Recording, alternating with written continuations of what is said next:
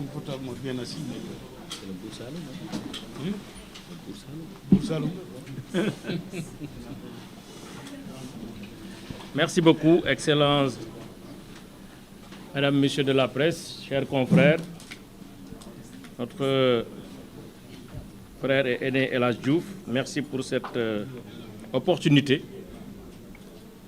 Comme vous le savez, dans l'affaire Mame Mbaye Niang contre Ousmane Sonko, il est simplement utile de rappeler que cette affaire, comme M. El Hadj Diouf l'a dit, a été déjà jugée. Nous, on nous l'a appris depuis qu'on a été dans les bancs de l'université. Res judicata pro veritas habetur. On l'enseigne, je pense, en deuxième année de droit ou en première année de droit. Cet adage latin signifie simplement que la chose jugée est tenue comme étant la seule et unique vérité. Et dans ce dossier, la chose, en tout cas le litige qui a existé entre les deux personnes, a fait l'objet d'un jugement définitif. Jugement qui a fini de faire ses effets sur la base d'un arrêt du Conseil constitutionnel qui a consacré l'irréversibilité de l'arrêt qui a été rendu entre les parties. Ça a commencé d'abord par un jugement qui a été rendu le 30 mars 2023. Donc un jugement qui est réputé contradictoire. Ousmane Sonko a fait appel contre ce jugement. Le procureur de la République avait fait appel contre ce jugement. Mame Mbaye Niang aussi avait fait appel. Devant la cour d'appel, ces trois appels ont été joints pour être traités et la cour d'appel, par arrêt du 8 mai 2023 d'ailleurs, 2023, a rendu un arrêt qui confirme le jugement qui a condamné Ousmane Sonko pour l'infraction de diffamation et d'injure publique. Ousmane Sonko fera un pourvoi en cassation. Ce pourvoi a été rejeté par un arrêt de la Cour suprême du 4 janvier 2024. Déjà, le pourvoi est une voie de recours extraordinaire. Le pourvoi n'est pas ouvert à tout vent, et à n'importe qui, et dans n'importe quelle circonstance. Parce qu'on estime que le jugement, c'est la première instance et l'appel. C'est là où on juge les faits. Donc les faits ont été jugés à 2 reprises par le tribunal correctionnel de Dakar, mais aussi par la Cour d'appel de Dakar. La Cour suprême n'examine que les motifs de droit qui doivent permettre la cassation d'une décision qu'on considère n'étant pas conforme à la loi. Et on n'examine pas les faits. N'empêche, il a fait un pourvoi en cassation. Le pourvoi a été rejeté par la Cour suprême. Il ne va pas attendre longtemps pour engager une procédure de rabat d'arrêt. Cette procédure de rabat d'arrêt a été jugée le 1er juillet 2025. En principe, sur la base de ces procédures déjà traitées, tranchées, jugées, la vérité était déjà dite. Malheureusement, on pensait pouvoir avoir affaire avec des citoyens respectueux de la justice, respectueux des décisions de justice. Mais hélas, c'était sans compter avec une certaine forme de témérité. Promu Premier ministre du Sénégal, à la faveur d'un remaniement ministériel ayant mis Mme Yacine Fall au ministère de la Justice, eh bien, le Premier ministre Ousmane Sonko, partie intéressée au procès, va abuser de sa position pour instruire Madame le ministre Yacine Fall d'engager une procédure de révision de procès qui est une procédure exceptionnelle, très rare pour ne pas dire inédite, parce que dans l'histoire politique du Sénégal, ou en tout cas l'histoire judiciaire, on peut compter sur le bout des doigts le nombre de procédures en révision, tellement la loi est extrêmement sévère dans le tamisage de cette action. N'empêche, comme il est le Premier ministre tout-puissant, il a fait nommer une dame au ministère de la Justice, qui est par ailleurs un allié politique. Cette dame-là a été instruite d'engager une procédure en révision. Qu'est-ce qu'elle fait? Séance tenante. Vice-présidente de Pasteur. Sans management, elle a initié par un arrêté, son arrêté, la mise en place d'une commission chargée de voir si oui ou non on peut donner un avis favorable. Parce que pour la procédure de révision, en ce qui concerne ce dossier précisément, il faut avoir un avis de la commission. Et l'avis doit être motivé. Donc elle met en place une commission composée de 12 personnes. Et parmi lesquelles, 13 personnes, parmi lesquelles les 12 sont des directeurs centraux. C'est-à-dire que c'est des personnes qui sont nommées par Madame le ministre, qui travaillent sous son autorité. Eh bien, vous voyez bien les conditions dans lesquelles une commission de cette nature, composée de la sorte, peut émettre un avis. Et donc, l'avis a été donné. Mais pour qui sait lire entre les lignes, on saurait très bien que cet avis n'est pas motivé. Et c'est sur la base de cet avis que le ministre de la Justice, encore, a saisi le procureur général près la Cour suprême pour lui demander de déposer une requête en révision, c'est-à-dire en réouverture du procès concernant Ousmane Sonko et Mame Mbaye Niang. Je vous ai parlé déjà de ce parquet, parce que le parquet est indivisible.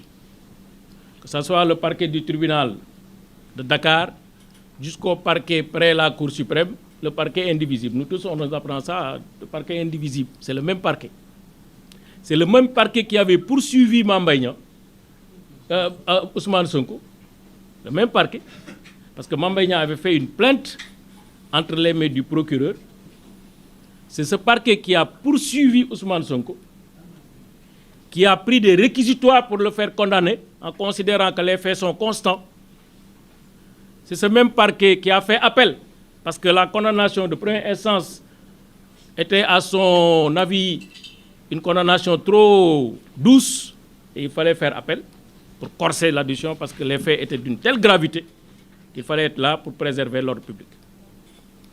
Et ce même parquet qui a demandé que ce pourvoi en cassation qui a été fait sur la base de l'arrêt pour lequel il a demandé la confirmation, c'est ce même parquet qui a demandé le rejet de son pourvoi en cassation. Et ce même parquet, dans le cadre du rabat d'arrêt, qui a une position pour dire qu'il faut rejeter cet rabat d'arrêt. En moins d'1 an, c'est ce même parquet qui vient demander tout ce qu'on a eu à faire jusque-là, dans le respect de la loi et du règlement, tout ça n'était pas bon. Que Ousmane Sonko a été mal jugé, que etc., etc., etc. Et donc, il fallait reprendre le jugement, réouverture le procès. Et la seule question que j'ai envie de poser, c'est que, est-ce que les lois ont changé? Est-ce que les lois du Sénégal en matière de diffamation ont changé?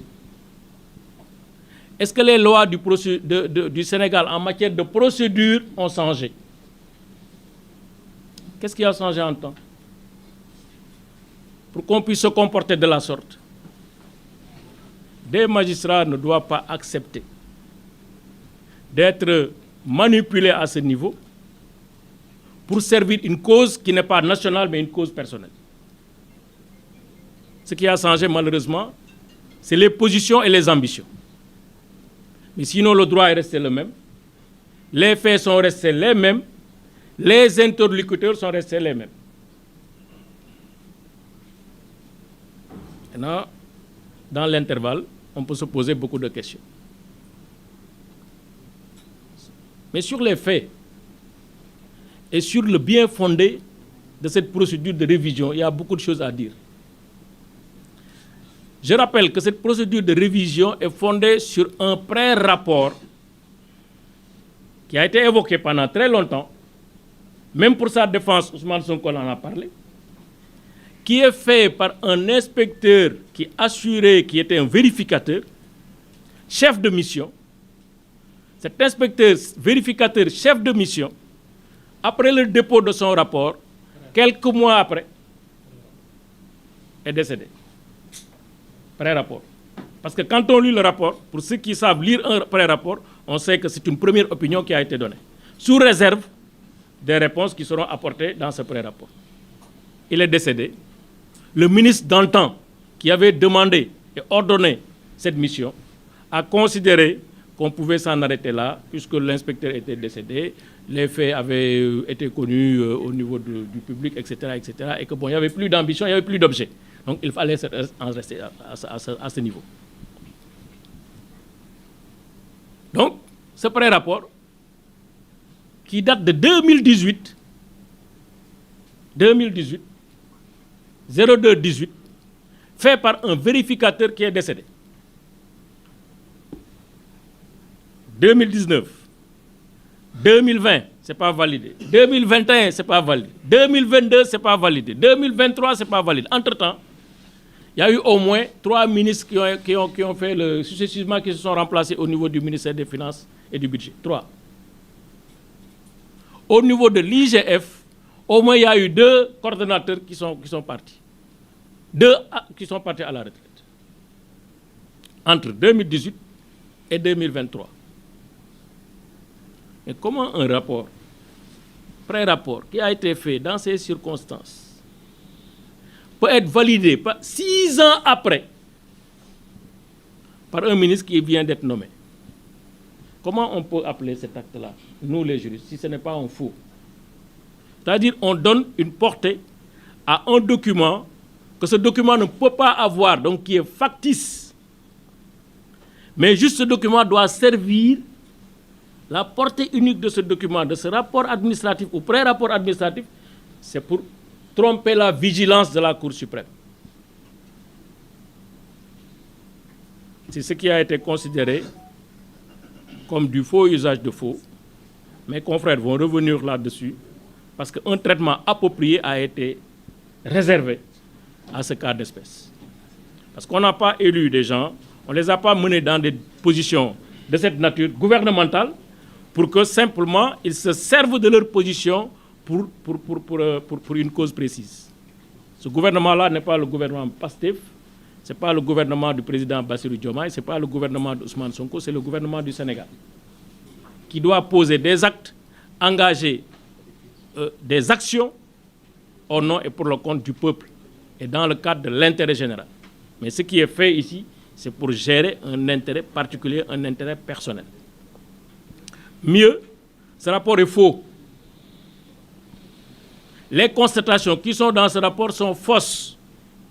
Parce qu'on prête à Mamba Ignan d'avoir signé ou en tout cas donné un ordre de service pour un contrat qui n'était pas encore signé. Ce qui est faux. On a les documents qui ont été déposés au niveau de la Cour suprême ce matin pour montrer que ce qui est raconté dans ce pré-rapport administratif est totalement faux et aberrant.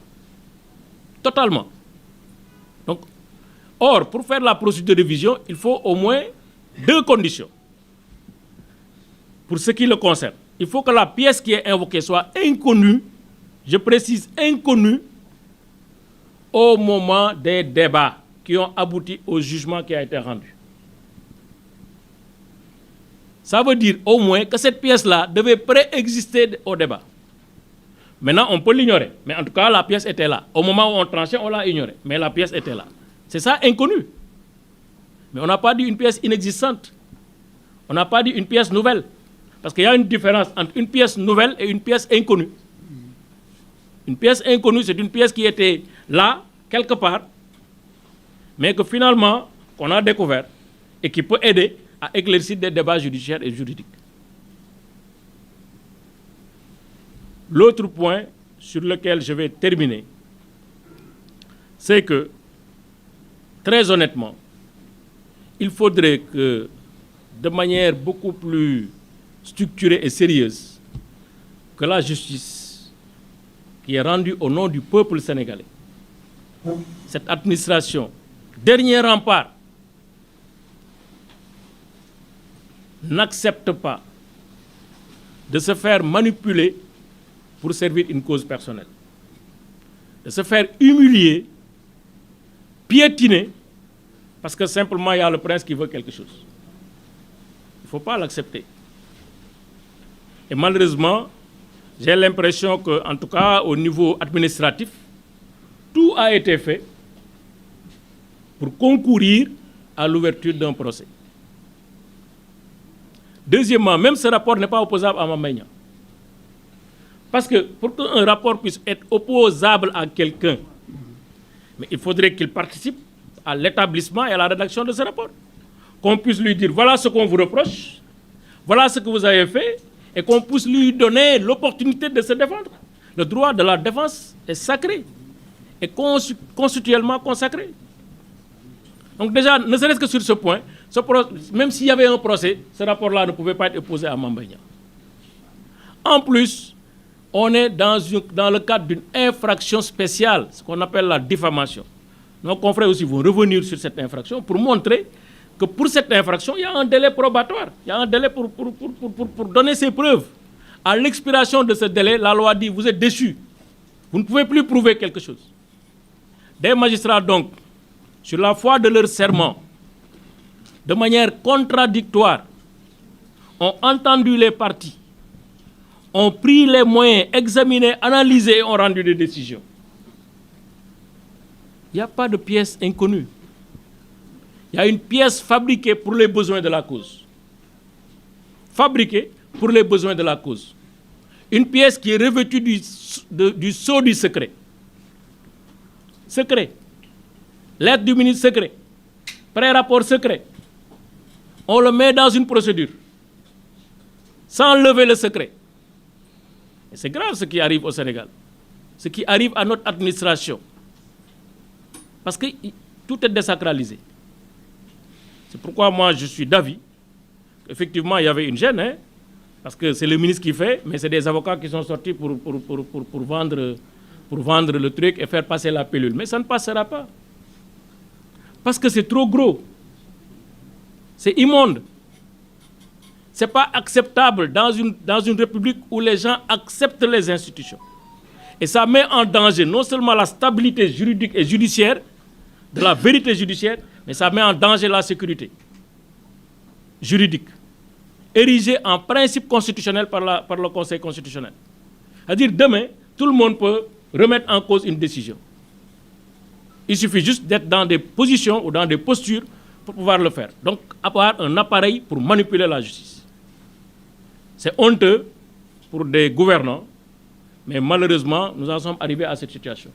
C'est pourquoi j'ose espérer que certainement, ils vont retirer leur requête qui n'est fondée sur rien du tout, ou à défaut, ils se feront humilier par les magistrats de la Cour suprême, qui ne seront pas là pour déshabiller, déshonorer leurs collègues qui ont déjà eu à connaître de cette affaire de manière impartiale et juste.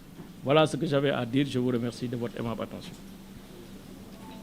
Merci. Je crois que c'est très clair, mais Maître Baboucar Cissé va compléter l'intervention